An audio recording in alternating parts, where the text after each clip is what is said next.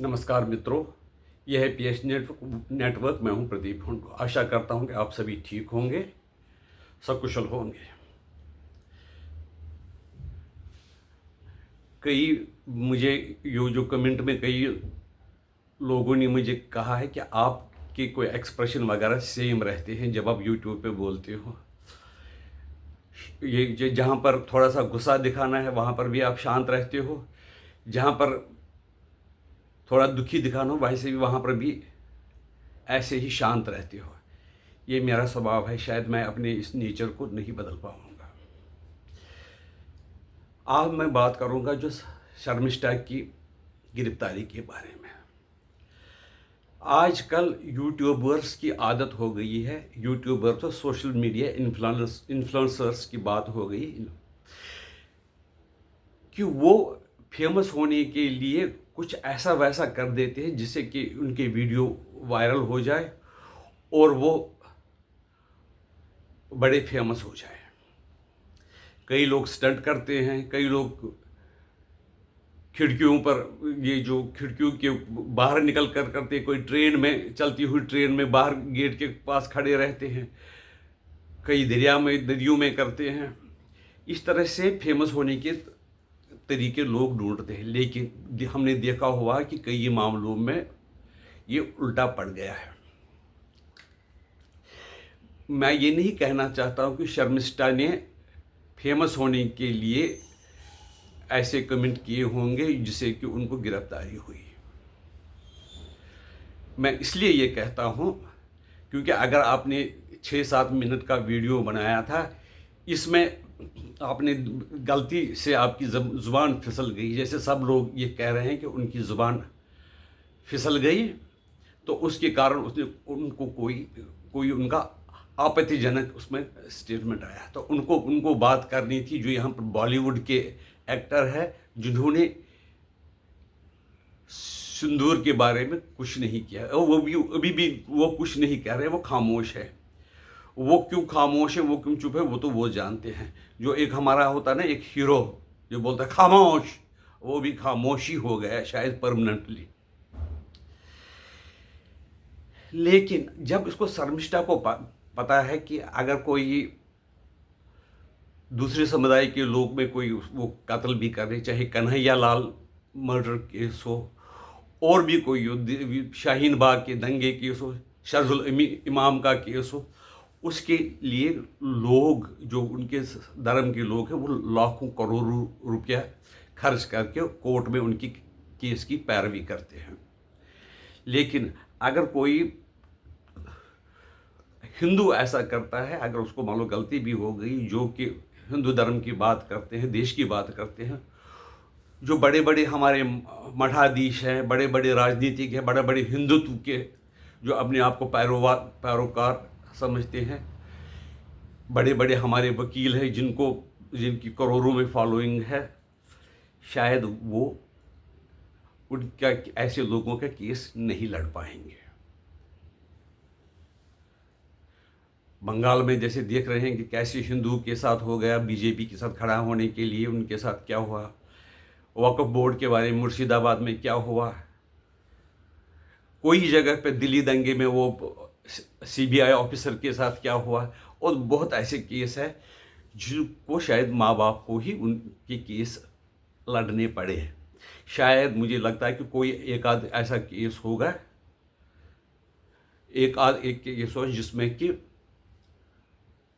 उसको समाज ने सपोर्ट किया है। ऐसे समाज के लोग भी हैं जो आश्रम है, उनके पास दौलत बहुत है, मठों के पास बहुत पैसा है, हमारे लोगों के पास पैसा है। वो अगर किसी बच्ची से गलती हो गई, छोटी बच्ची है, लॉ की स्टूडेंट है, तो उससे अगर गलती हो उसको सपोर्ट किया जाना चाहिए, लेकिन किसी ने उसका सपोर्ट नहीं किया। अगर वो होती है कि उसका हाई कोर्ट ने कहा था कि कोई पहाड़ नहीं टूटेगा अगर उसको 5 तारीख को उसकी हम नेक्स्ट डेट रखेंगे, केस डायरी देख लेंगे। अगर दूसरे पक्ष के लोग हो गए वो इतनी देर में ही सुप्रीम कोर्ट तक पहुंच गए होते हैं। और इस सिलसिले में कई लोग तो जो जिनकी फांसी होने वाली थी, जिनके पास पूरा कोर्ट ने फांसी दी थी, राष्ट्रपति ने मंजूरी दी थी, उनके केस में भी लोगों ने पैसे खर्च करके बड़े वकील को एंगेज करके रात के 4 बजे कोर्ट खुलवाई। ऐसे दूसरे केस है कि किसी को गुजरात में सी तलवार को गुजरात में गिरफ्तार किया गया, तो उसके लिए उन्होंने खुद फ़ोन किया या उनके संस्था ने उन्होंने ऐसे वकील किए जिन्होंने सेकंडों में उनको रिलीज़ करवा दिया। ऐसा सिस्टम है। एक ऐसा ये उनके खिलाफ शर्मिष्ठा के खिलाफ ऐसे लोगों ने केस दर्ज किया था जो खुद ही ऐसे उन्होंने हिंदू धर्म के खिलाफ आपत्तिजनक बयान दिए हुए हैं। कामाख्या देवी के खिलाफ उन्होंने दिए हैं बयान। उन्होंने और भी कई लोगों के खिलाफ, हमारे धर्म के लोगों के लिए, धार्मिक नेताओं के हमारे देवी देवताओं के खिलाफ सुना है कि मैंने उनके खिलाफ भी उन्होंने बयान दिए हैं, लेकिन उनके साथ कुछ नहीं हुआ। वो वजाहत को यह बोलते हैं, क्या बोलते हैं, पश्चिम बंगाल में कई लोगों ने छिपा के रखा है। लेकिन अगर वहाँ की सरकार चाहे तो वो उनको गिरफ्तार कर सकती है। पुलिस के जो कानून के हाथ वो बताते हैं बड़े लंबे होते हैं, वो किसी को भी गिरफ्तार कर सकते हैं। दूसरी बात ये है कि गुड़गांव के जज साहब ने पूछा कि यार आप छोटी बच्ची को ले जा रहे हो इतनी दूर, पहले उसका ट्रांजिट आप दे दो, उसको कहो कि तुम सरेंडर करो वहाँ पर कलकत्ता कोर्ट में, उसको टाइम दे दो। वो कोई क्रिमिनल तो नहीं थी, उसने कोई कत्ल तो नहीं की। जो भी बताते हैं कुछ आपत्तिजनक उसने बयान दिया था अपने पॉडकास्ट में, लेकिन वो उसने डिलीट भी किया, उसके लिए माफ़ी भी मांगी। एक जो उभरती हुई, जिसकी ज़िंदगी पूरी पड़ी हुई है, उसको आप इस तरह से गिरफ्तार करोगे। अब उसको अगर मान लो नौकरी भी मिलनी होगी तो उस पर ये आएगा उसको कि ये 4 दिन 5 दिन 20 दिन जेल में रही है, जबकि उसका कोई केस मेरे ख्याल में बनता नहीं है। ऐसे हज़ारों केस हैं जो कि किसी ने ऐसा किया था, सड़क पे वो लगे होते हैं मूर्तियों के जैसे लगते हैं, जो बैरिकेड वगैरह, पैरापेट होते हैं, जो बैरिकेड वगैरह होते हैं, तो कई लोगों ने कहा कि ये देखो यहाँ पर भी शंकर की मूर्ति मिली है। ऐसे लोगों के खिलाफ कभी कार्रवाई नहीं होती है। लेकिन जो ये एक छोटी बच्ची थी जिसने गलती ज़रूर की, शायद वो फिसल गई ज़ुबान, या और भी कई लोग ऐसे होते हैं जो फेमस होने के लिए कुछ ऐसा करते हैं कि जिससे कि हालात ख़राब हो जाते हैं, जिसके लिए एक पब्लिक ओपिनियन बन जाती है। मेरा ये विचार है कि शर्मिष्ठा ने उस नज़र से ये सोचकर ऐसा बयान नहीं दिया होगा। अगर दिया होता तो वो उस बयान पर टिकी रहती। अब हमारे पास 1 अरब 10 करोड़ 1 अरब 10 करोड़ लोग हैं हिंदू। क्या हम उस बच्ची के लिए सुप्रीम कोर्ट में केस नहीं लड़ सकते हैं? जो हमारे बड़े बड़े आश्रम हैं, मैं उन आश्रमों की जो हिंदू धर्म का कहते हैं कि हम प्रचार करते हैं, उन जो ठेका लिए हुए हैं, क्या वो उसका केस सुप्रीम कोर्ट में नहीं ले जा सकते थे? उसको शायद मेरे ख्याल में ऐसे ही किसी वकील ने, मोहम्मद नामक के वकील ने केस अपने ऊपर लिया है, तो वो उसकी पैरवी कर रहा है। कितनी आश्चर्य की बात है कि अगर इस बयान के लिए आप उसके लिए वकील नहीं कर सकते, और हाई कोर्ट को भी सोचना चाहिए कि हमें क्या ऐसे मामलों में कैसे पेश आना चाहिए, क्योंकि सुप्रीम कोर्ट का रूल ये कहा हुआ, bail is rule and jail is exception. फिर भी इसको, बच्ची को इतने दिनों के लिए जेल में रखा गया। वो उसके पास किडनी की स्टोन है, किडनी स्टोन होने के बावजूद उसको दवाई नहीं दी गई, पानी नहीं दिया गया, हाइजीन का ख्याल नहीं रखा गया।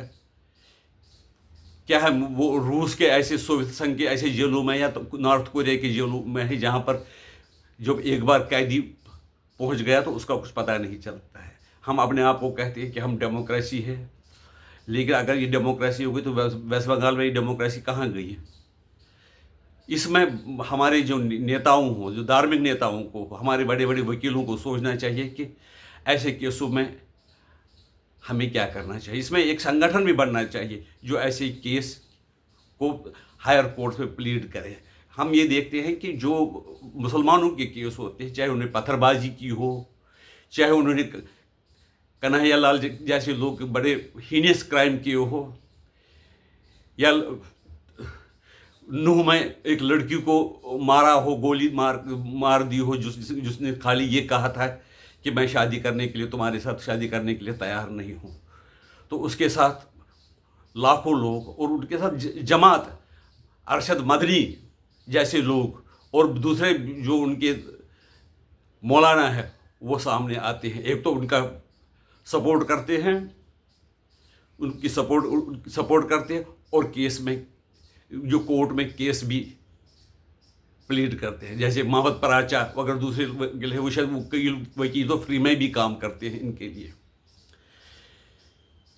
मेरा भी एक केस था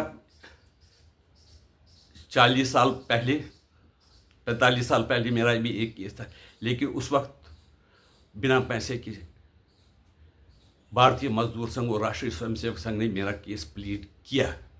लेकिन क्या इस वक्त सिचुएशन बदल गई है? क्या इस वक्त लोगों की सोच बदल गई?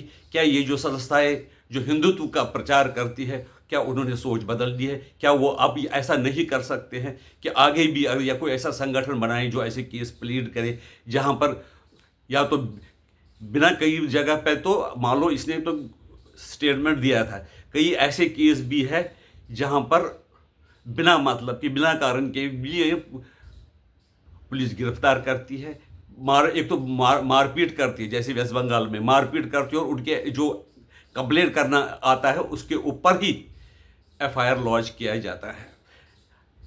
अगर हमें देश को बचाना है, हमारी डेमोक्रेसी को बचाना है, तो हमारे जो डेमोक्रेसी संविधान को मानते हैं, जो उनको बचाना चाहते हैं, उनको उसमें इनिशिएटिव लेना चाहिए। आपकी राय इसके बारे में क्या है, हमें बता दीजिए। हमारा आपसे निवेदन है कि हमारे चैनल को सब्सक्राइब कीजिए,